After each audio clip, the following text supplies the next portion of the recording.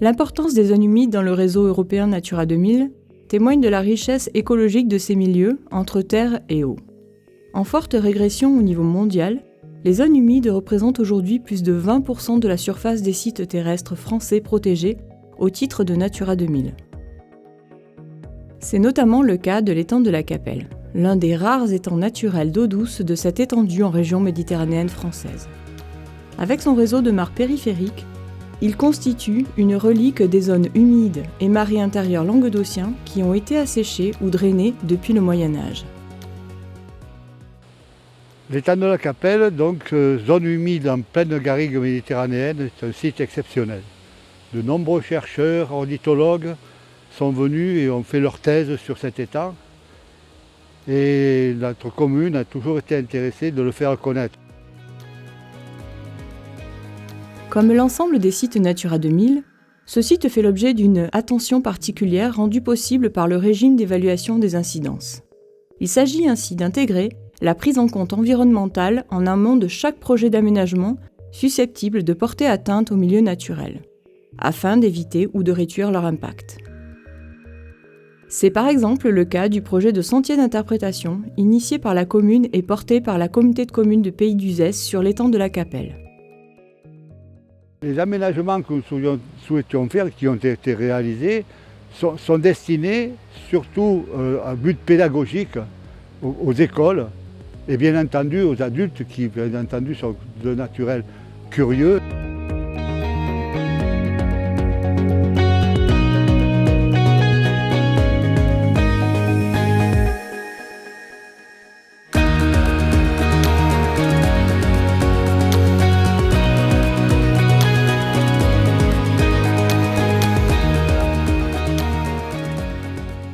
Ce projet, incluant un cheminement sur ponton, un observatoire ornithologique et des panneaux de sensibilisation au milieu naturel, prévoyait initialement de s'avancer au plus près de la Roselière.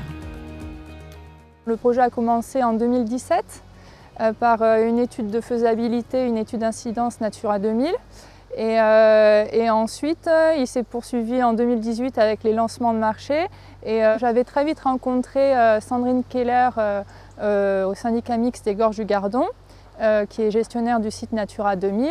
Et je voyais qu'il y avait une volonté commune des associations, de la mairie, du syndicat mixte, du conservatoire des espaces naturels. Il y avait une réelle synergie pour que tout le monde travaille ensemble, main dans la main, sur le projet. En tant qu'animateur du site Natura 2000, le syndicat mixte des Gorges du Gardon a tout naturellement été consulté au départ du projet, pour préciser les enjeux de conservation de la biodiversité locale. Devant le risque de dérangement des espèces d'oiseaux, notamment, le projet a été redimensionné pour mieux respecter cette zone de quiétude et d'hivernage ornithologique. Au départ, le projet était un peu plus grand que ça en termes de surface. On avait fait travailler un bureau d'études.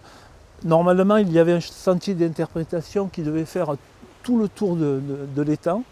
Et après revenir et couper l'étang par un ponton qui traversait la totalité de l'étang.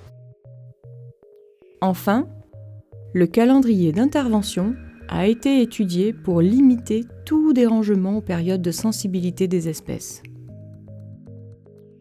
Une des rares contraintes, c'était dans le calendrier des travaux, on ne peut pas faire de travaux entre début mars et fin août.